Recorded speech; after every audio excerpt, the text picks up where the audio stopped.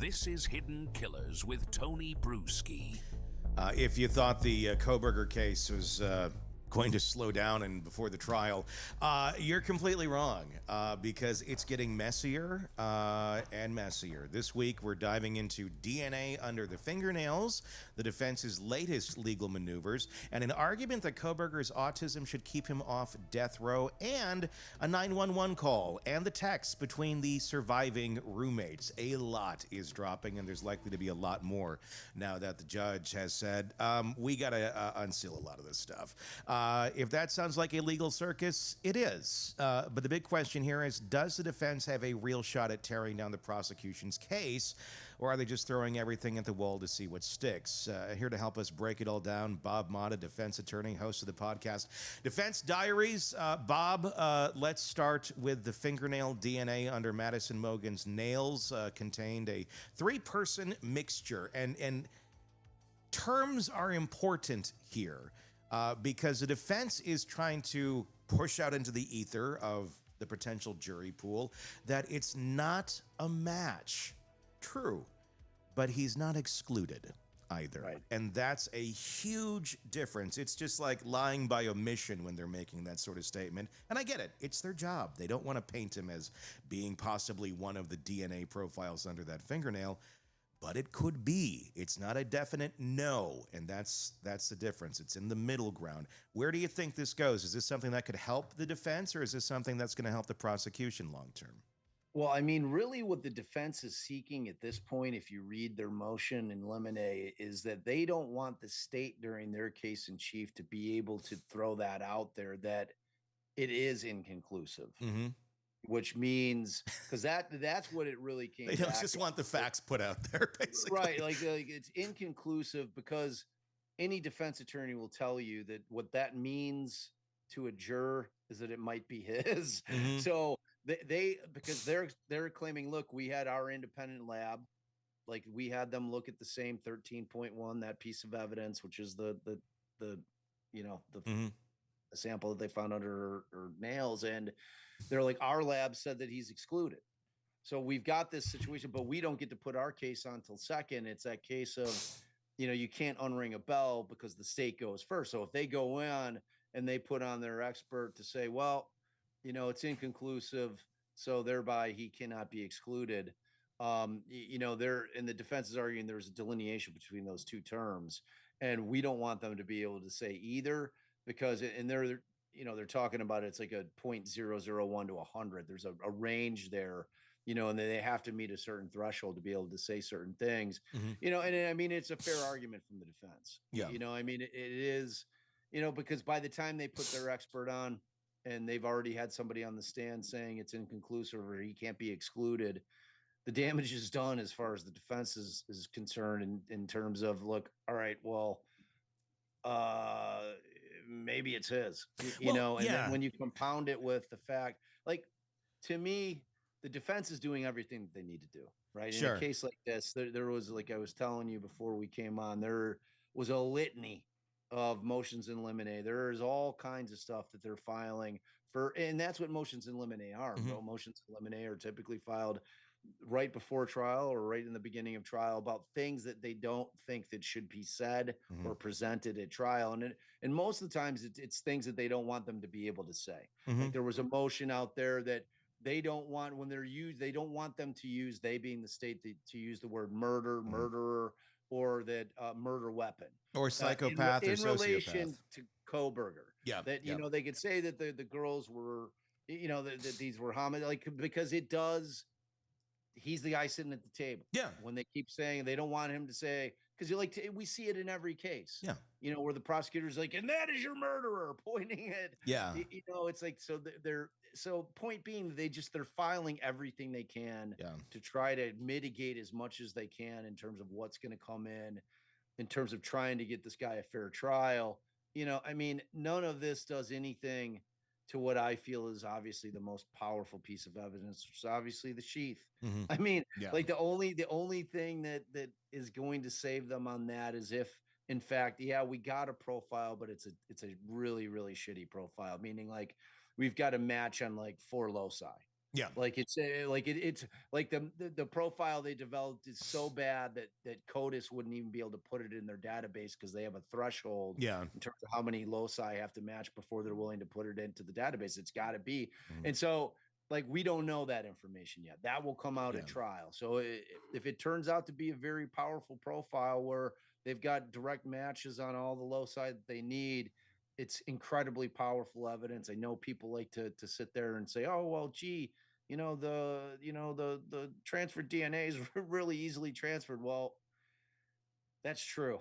But in terms of the sheath being found on one of the victims with his DNA and it's a single profile on the snap, Yeah, where you would unbutton it with your thumb yeah, like that, and it takes some or force. press it Yeah. down. Yeah, Either or, yeah, way, yeah. when he put the knife in, it like either way. It takes some force, which is why you're going to have a really good a good transfer there on something like that. Right. Is this something? I mean, I don't know. I mean, you have one side that says, "Look, he can't be eliminated." The other is saying, "Our expert says he can be."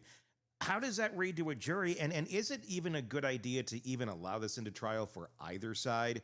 Because I feel like, I mean, from a prosecution standpoint, if you're going to do that, it starts to create doubt about DNA in general. I mean, I granted we're talking about two different areas. We're talking about the sheath and fingernails. But if you put it out there and you're presenting that, well, you have two experts here that have two totally different opinions, the jury's also going to look at the knife sheath and go, well, if that can be up in question, why could that not be up in question? And we know why, and we can understand that because we've been studying this and researching this forever. The jury hasn't.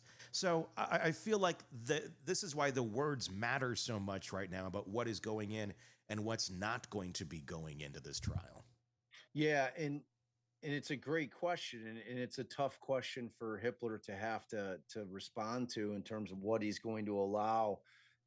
But I mean, it kind of is what it is with the evidence. It's all again, it's a matter of they're going to be able to get the evidence in. He's not going to bar the evidence from coming in that there were three profiles. It's the terminology that he's going to allow those experts to use while they're on the stand, which is what the decision is going to be. It's exactly what we were just talking about. Yeah. What am I going to allow them to say inconclusive because inconclusive means not excluded in the minds of the jurors? Yeah. Like that, that's entirely what Ann Taylor's argument is. She's like in that, and again, like the fact that the state goes first, it's very powerful because what it leaves you in your mind is exactly what you said in the beginning. It's like, well, I mean, they're not saying it's him, but they're not saying it's not. Yeah. You know what I'm saying? So it's powerful. It's powerful, even though it's not flat out saying, yeah, it's definitely his DNA under her nails. You know what I mean? Yeah. So it's gonna be interesting to see how the judge kind of reconciles that. I have a feeling that just, well, you know what? You've got your expert. You're going to be able to put your expert on, and it goes to the weight, not admissibility of the word or the term they're going to use. Like I'm not going to limit them because it's accurate. It is inconclusive. Yeah, Like which yeah. Right. So I think that he'll probably say that, that's why you have your expert. Your expert can get up there and your expert's going to say, look, this is the testing. We're going to show our work. This is the data. This is how we're proving to you. If the defense was smart, they would have hired my DNA guy, Carl Reich. That guy explains DNA to people like they're 5 years old, and it's amazing. Yeah, because then you actually understand it, and that's what's going to be needed. Yeah, for real, because it goes exactly what you were saying. It's like if there's kind of from the state's perspective, if there's this battle over like, okay, well, like, can one side or the other be definitive about what this actually means? Does that erode the trust in DNA evidence altogether? And I think it's a strong argument because it might. It shouldn't, but it might, because it's just about understanding and about what people are going to be able to absorb and take out of that trial with the information that they're given. The other part here that just came in as of our recording, as more and more is being unsealed, roommates' text messages and the 911 call. We don't have the audio of the 911 call. We have the text of the 911 call. I'll be breaking all of that down in a longer piece, but let's talk about the text messages between the roommates that night, because that's quite interesting to see what exactly was going on. These are direct messages. I'm just going to use the initials on here. And I'm just going to go through this short little script of what was released. DM to BF, no one is answering. DM to BF, I'm really confused, RN. And I'm going to say the words. They're using a lot of initials for some of these things. Right. DM to Gonzalez, Kaylee. DM to Gonzalez, what's going on? And no response there. BF to DM. Yeah, dude, WTF. DM to BF to DM. And Xana was wearing all black. DM to BF, I'm freaking out, RN. DM to BF, it's not like ski, it's like ski mask almost. BF to DM, STFU, shut the fuck up. BF to DM, actually. So this is the two roommates that are going back and forth while they realize something is going on in the house and they're scared. DM to BF, like he had something over his head and a little ND mouth. DM to BF, I'm not kidding. I am so freaked out. DM or a BF to DM. So am I. DM to BF. My phone is going to die. Fuck. BF to DM. Come to my room. BF to DM. Run. BF to DM. Down here. That's a good chunk of what we've seen. We've seen a couple others where they're trying to communicate with the victims. They don't know that they're dead yet. Please answer. Are you up? Are you up? Those are to Gonzalez and Mogan. And there's some other text exchanges here as well that go on and on, but still no 911 call. And I know people get caught up on that one. And I'm just going to go with, and I'm not trying to insult them at all. I'm going to go with stupidity. I'm going to go with what everybody has at that age, young and dumb, because we've all been there. We've all been young and dumb. And this is a generation at that point in time where they think differently. 911 is a different thing to them than it was to us. And I think generationally, that's what needs to be taken into account here, is how they communicate and what is normal communication to them. At least that's my take. What's your take on this? Yeah, I mean, a couple of things. When I read it initially, and I found out about it, I was actually on a live with somebody else. I hadn't read them either, and he put them up on the screen, and we're reading through them, and he's like, "Oh man," he's like, he's like, "Xana's in black. Like, what the fuck does that mean?" I'm like, all right, well, obviously, either one of two things happened. Either Dylan had called Bethany prior to, like right before that text stream started with the first thing that you read, or there's more text messages that precede it. Because like clearly at some point Dylan told Bethany either via a quick phone call or a text, like, "Oh my God, I just saw a fucking dude all in black walk by the room." And then so I think Bethany is trying to like work it through in her mind, like, all right, well, maybe this isn't a fucking nefarious, crazy fucking thing, because no one's like going to like somebody just snuck in and murdered all of our roommates. Like, that's not where their brains are at. However, they're freaked out, and then like I think while she's trying to work it through, she's like, "Oh well, Xana had all black on tonight. Like, is it like maybe that was just her Maybe walking, her. that kind of thing, to try to like calm it down between the two of them." So I mean, but when you look back at the probable cause affidavit and you saw this thing that I just could not get over, was the whole frozen shock phase thing that I think a cop wrote in there. I had said it then, and I'll continue to say it now. I don't think Dylan ever said those words, that I was in frozen shock phase, because I think they knew at that point in time that there is going to be a problem in this case in terms of the crime scene, and the fact that the girls knew at that point. Now we know that they had the wherewithal. Nobody was in a frozen shock phase. Yeah. They certainly had the wherewithal. And it's not just one of them, because the question of whether or not Bethany is awake, we now know she was, and that they were communicating, and that they tried to get a hold of their roommates and they weren't answering, and they're scared. And if you're going to come to my room, run.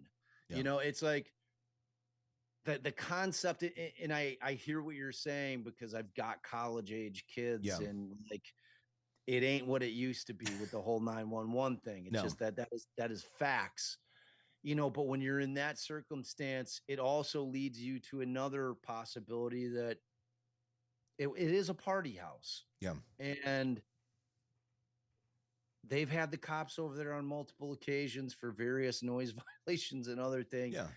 And like, they're not, if they're worried about somebody has a sack of, say, Molly or MDMA or ecstasy pills or anything that's illegal, that a party house in a college town is more likely than not going to have some in, and it's no indictment on anybody. Yeah. I mean, kids at college party, and you're not going to instantly think, oh, I'm going to call the police and invite them into our house so they can start looking around. Yeah, that's a good point. I mean, dude, that's like a distinct, it's really the thing that makes the most sense to me, because then when the later texts that you're reading are in the morning, so at some point they fall asleep after trying to get a hold of everybody in there. I can imagine them huddled in their bed.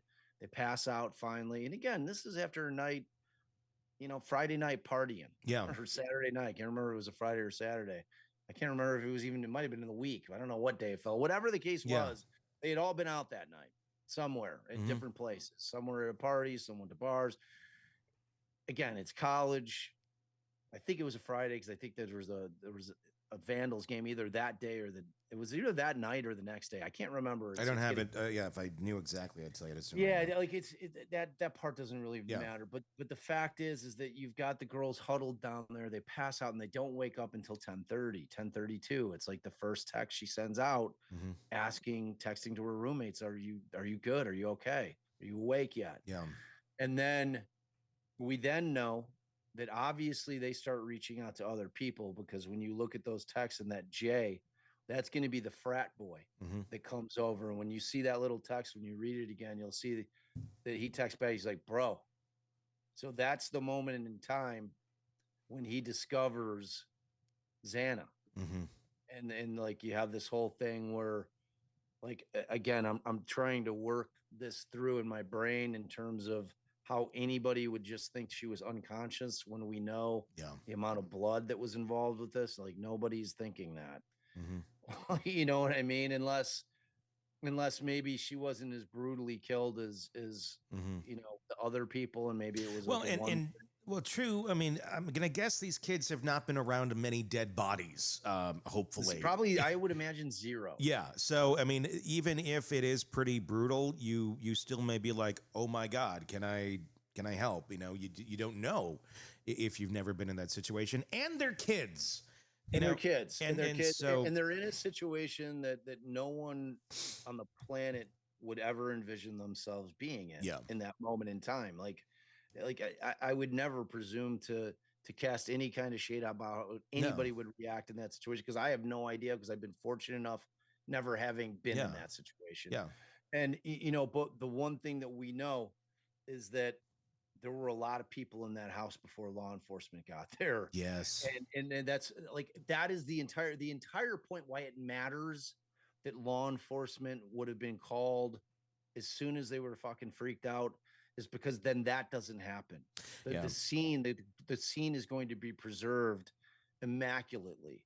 Now where you have a situation where, believe me when I tell you, Tony, the defense is going to use that to their advantage to pick apart this crime scene is completely being contaminated to where you can't trust anything that they've found, because there were people walking around in there that shouldn't have been in there, that were touching things, that were moving things. And it's going to beg the question for these kids, who I feel so terrible for, because they're going through it. I mean, imagine the PTSD they must have. God, yeah. Like all the things they're going through. Like, every kid that walked in that house after the fact and had to see what they saw, and then it'll be something that'll be with them vividly in their minds for the rest of their lives. It'll be a moment in time that they'll never forget, and not in a good way. It's going to be a tragedy that's just etched in their minds forever. It'll change kind of the fabric of who they are, like, moving forward in life. It's like that profound. And so, all of that being said, when these kids get on the stand and the defense starts grilling them about what they did in there, why were you in there for so long? What were you doing? When poor Dylan gets on the stand and Bethany gets on the stand and Ann Taylor is grilling them, why didn't you call 911? And you know what I'm saying? And it's like, I don't know that that's it, going to go Ann Taylor's way very well. Like she's going to have to be yeah, very careful on how she yeah, approaches that. she will. Yeah. Like she's not going to go at him like in anger. Yeah. Hope. Yeah. She'll go at him like, you have to make us understand, because you understand that what happened when you didn't call 911 is that a lot of people that should never have been in this crime scene that would have really helped solve this crime arrived there with a crime scene that had been tampered with, not even intentional. Mm-hmm. Like you guys, like you didn't know, like Yeah. maybe, or, you know, you would think common sense in this day and age that everybody be like, don't fucking touch anything, dude, because Yeah. otherwise they're gonna think you did it. But, You know yeah, what I mean? yeah, but but then again, you got to go back to, okay, we know 18, 19, 20-year-olds because we have kids and such, and common sense isn't necessarily a strong point for a lot of them at that age. Some have great amounts of it, but if you just look at them as a whole, it's kind of a crapshoot as to who's going to have much of it. Again, everybody's there. Everybody's young and dumb at some point in their life. It's just, it is what it is. It's not to 100%. denigrate them at all. I'm not saying dumb like you're stupid. It's just experience-wise. You don't Right. have it. You don't have the reps. And And that there's can... strength in numbers when you Yeah. have that many kids that are all kind of like, Yeah. oh my God, oh, what the fuck? Oh my, you know, Well, like all freaking out. Yeah. You know, it kind of, it would have been, you have to imagine a bunch of like 18, 19-year-olds Yeah. all coming upon this scene and just all like kind of losing their minds collectively. Yeah. Like, and if there's not that one person in there that's corralling everybody and saying, all right, Mm-hmm. we need to calm the fuck down and we need to get the fuck out of here Well, right now. Yeah. And we got to call 911. Like if that one person's not in the house with them, Yeah. then you know what I mean? Which I can't like you imagine. said. Yeah, I mean, I think our generation would have, like, 911 would have been our first thing. This is kind of how we were brought up, and that's what it was. But the way that they communicate today, the way that everybody is, it's such a social, it's such a tight-knit group, the way that this is handled, I'm not surprised that it went this way. And I'm not saying anything bad about it. I'm just not surprised that it went this way. I mean, you make a great point. And it's a college house too. And that's I loved your other point of, you're not exactly at that age trying to invite the police over for any reason whatsoever. Zero chance. Not at all. So if you don't, and I'm sure they're not thinking their roommates are murdered in the room upstairs.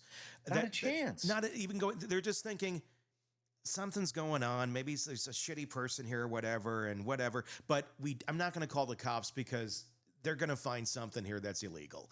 And it's not worth it because it's not in their mind that there's 4 friends that are dead upstairs. Not even for a second. Yeah.